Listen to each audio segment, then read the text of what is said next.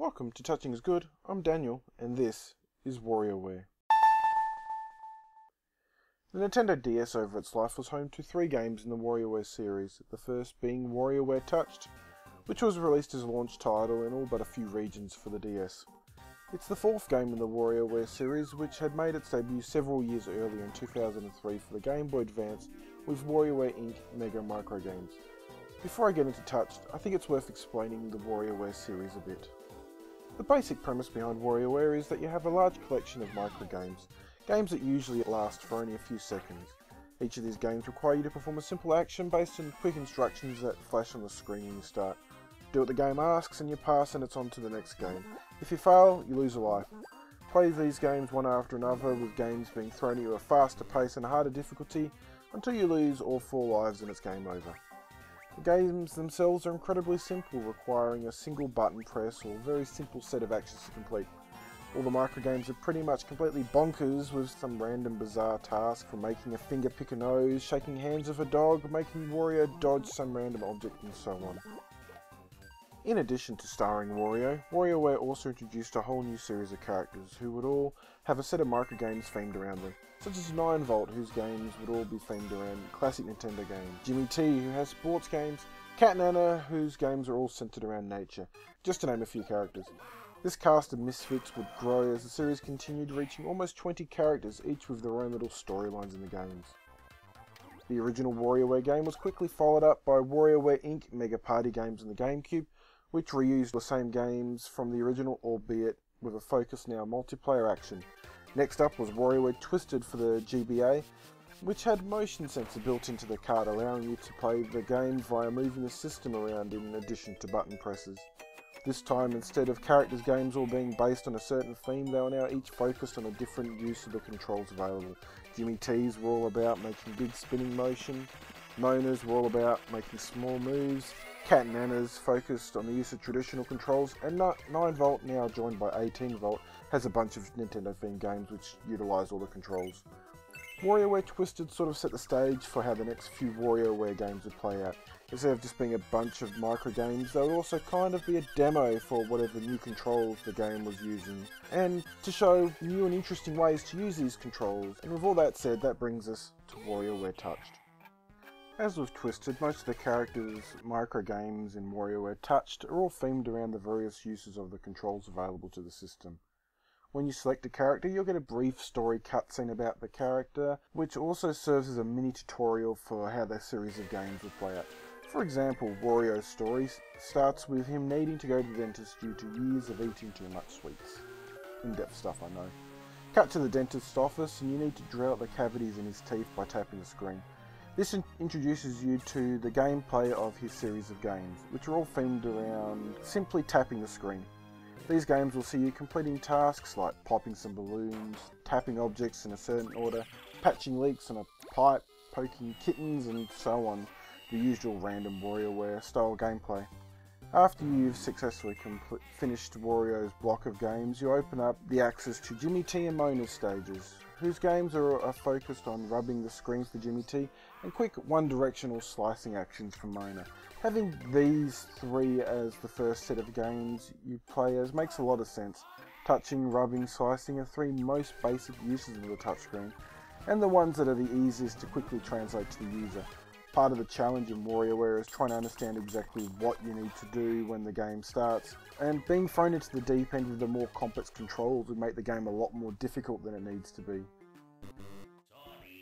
Jimmy T's games will see you performing actions such as wiping dirt off a child's face, shaking a tree to make the fruit fall out, waving goodbye to a friend, spinning sticks to make sure the plates don't fall off, rubbing a magic lamp, just to name a small selection. And as for Mona, you'll need to cut vegetables, milk a cow, empty a roll of toilet paper, shoot an arrow, solve simple sliding block puzzle, and so on. Once you've finished all of Mona and Jimmy's stages, you'll need to play a quick mix of all the micro games you've played so far before you can unlock the next set of characters. Cat and Anna, Ashley and Dr. Krygor. The games now start getting a bit more complex and involved. Cat and Anna's are all about drawing, which includes tasks such as drawing a line from a bomb to a fuse, tracing the outline of a shape in one attempt, covering a snack in sauce, painting fingernails, dividing objects with a line, linking all the stars in a constellation, and many others.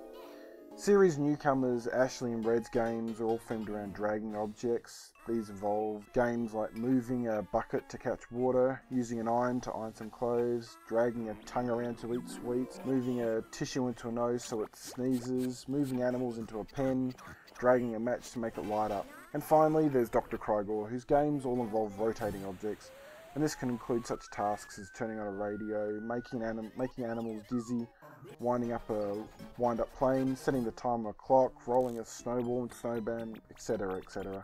After you complete these 3 sets of games, you again need to complete another mixed bag of all the micro games to unlock the next 2 character sets, Mike the Robot and 9volt.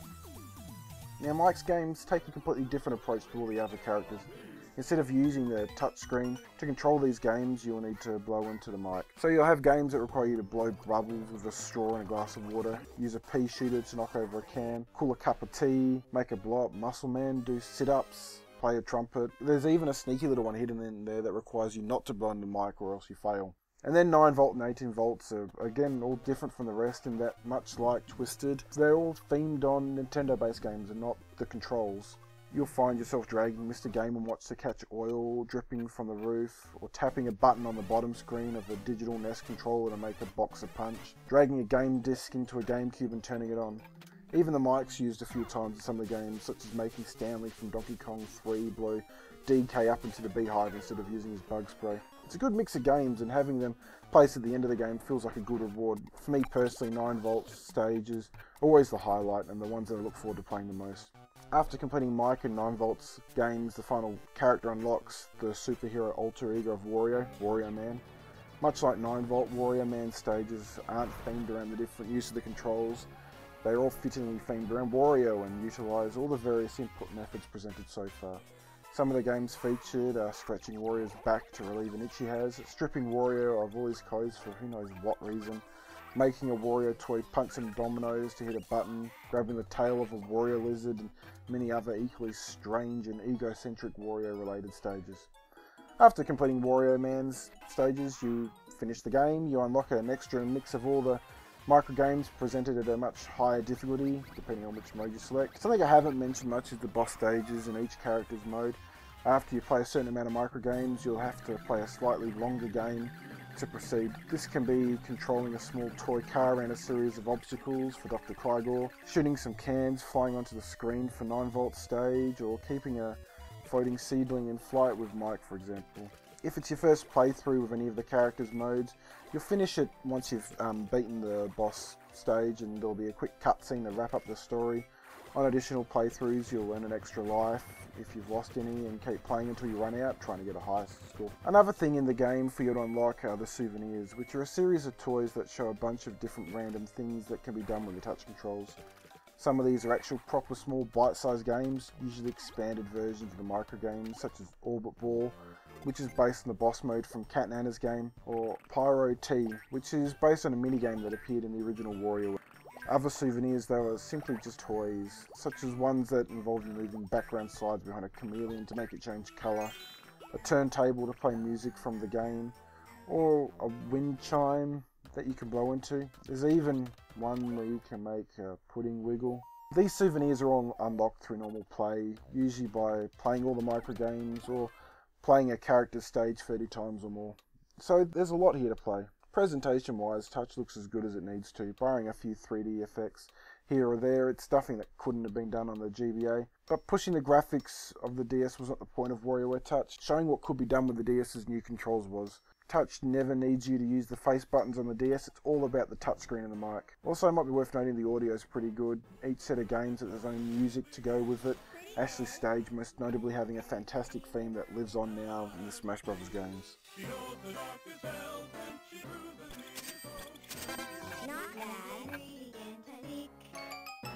With the Metroid Prime Hunters demo, Nintendo had shown off how the DS touchscreen could be used for a traditional game.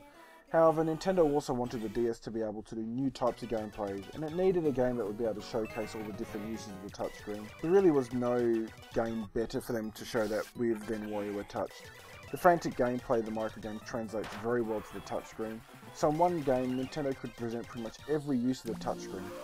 I'd say the slight downside of that is that at times it does feel like a bit of a tech demo for what the DS can do. It shows how the touchscreen can be used to manipulate objects and interact with games in new and interesting ways. But it does feel a little undercooked, most evidently in the Souvenirs, as I feel with a bit more time Nintendo could have made a few of them a bit more meaningful. That said, the point of WarioWare is stupid, goofy fun, and I guess it all serves its purpose and none of it feels out of place. After WarioWare Touched, the series would take a break from handhelds for the next few years. The next title was WarioWare Smooth Moves for the Nintendo Wii, and it wasn't until late 2008 when Nintendo released an updated version of the Nintendo DS, the Nintendo DSi to Japan, that WarioWare would again return to the DS. WarioWare Snapped was released as a launch title for the Nintendo DSi shop. The DSi is an updated version of the DS that added a few new features to the system. I'll go more into the DSi in a later episode, but the three main differences to note are as follows.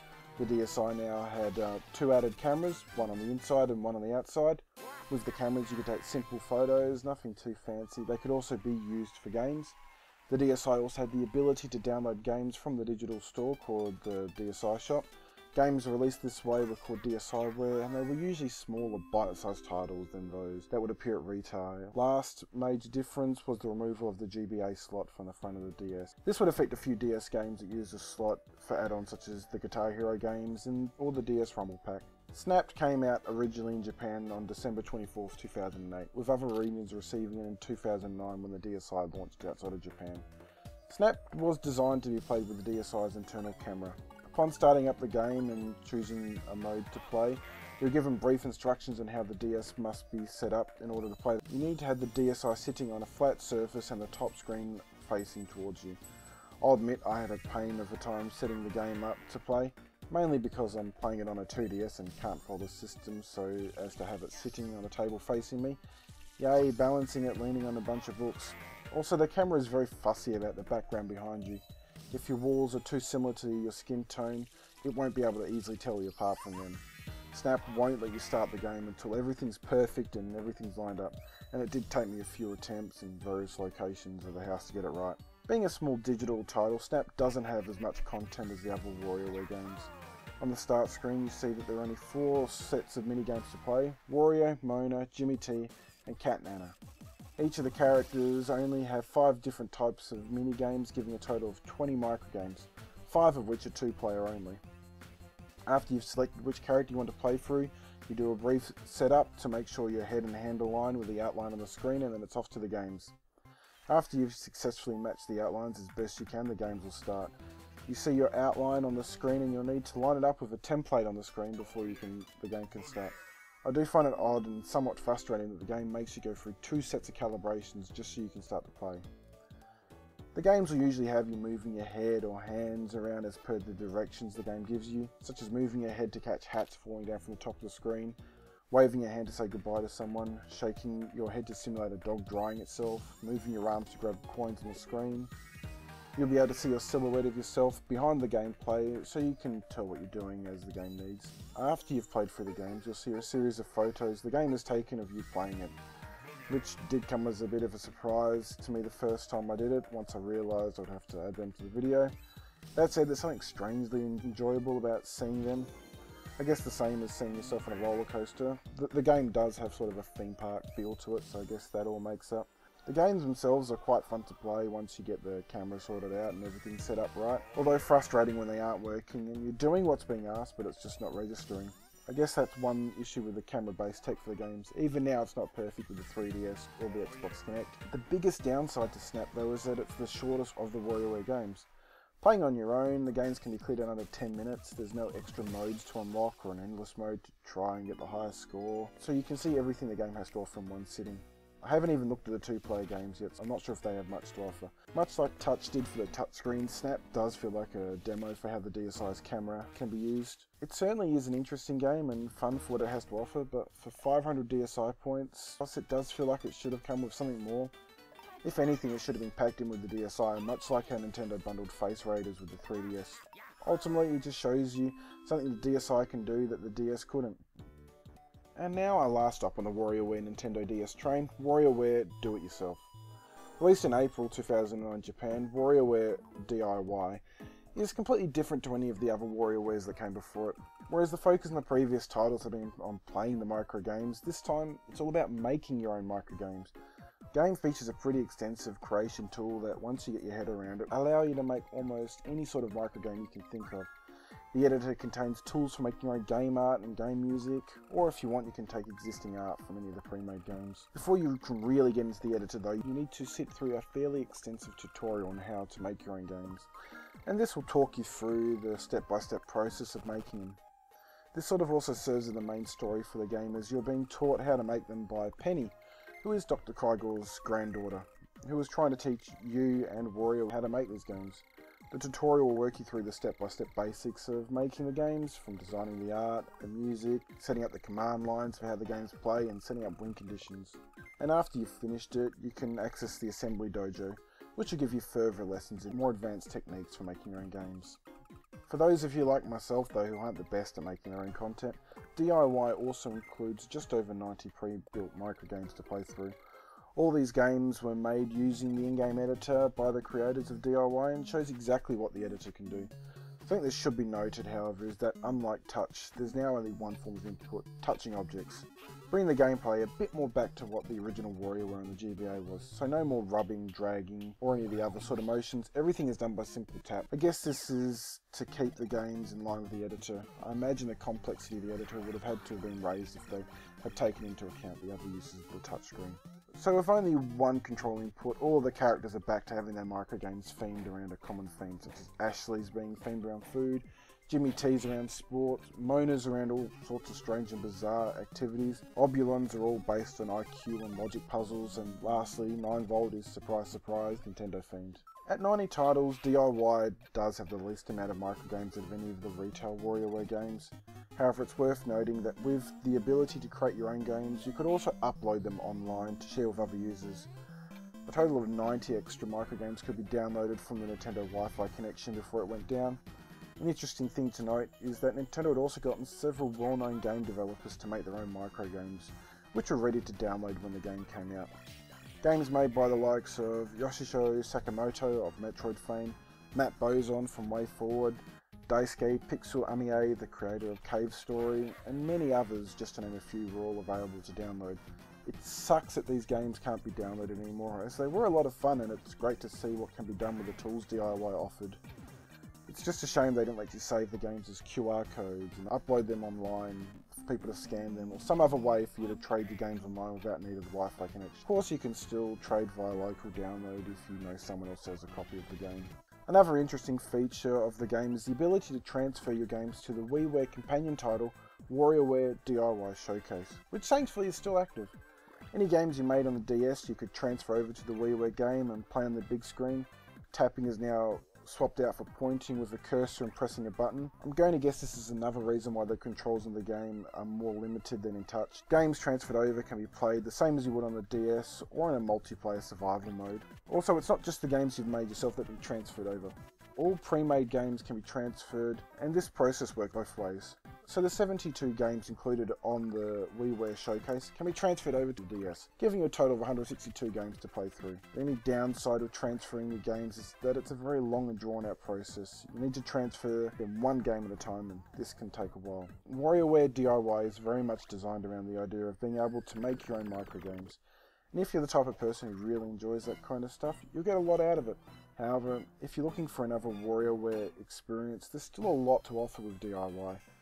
More if you spend the extra 800 points on your Wii or Wii U via Wii Mode to download the showcase on WiiWare. It's a shame that the Wi-Fi connection is dead, as there was a lot of very good content on there that's now been lost, and it really added to the game. The big takeaway that I get from D.I.Y is that unlike the previous two games, it doesn't feel like a tech demo. Instead of being about just showing what can be done with a set of controls, it feels more fleshed out, which is odd for a title that is all about making your own content. I barely scratched the surface of what can be done with this game, and I still need to sit down and make my own one day. And I really would like to. I mean, I feel there should be more to say about it because it's a really brilliant little game. WarioWare D.I.Y is the last time a WarioWare game has appeared on a Nintendo handheld. In the 5 years since, the only WarioWare related game has been Game of Wario on the Wii U. However, that strays a bit more away from the original microgame theme of the WarioWare games. I think a WarioWare game is kind of a hard sell now these days. Games similar to it have flooded the mobile gaming stores, and I can see people not being too motivated to spend full retail price on one of the 3DS. But with Nintendo recently announcing that they're going to start developing games for mobile platforms, maybe we'll see the series return for smartphones somewhere in the near future. Anyway, thanks for watching episode 2 of Touching is Good. Hopefully the next episode shouldn't be too far off. Until it comes out, you can always check out www.vooks.net for the latest Nintendo Australian news and reviews. Like us on Facebook and leave any feedback in the comments below. And until next time, I'll see you then. Bye.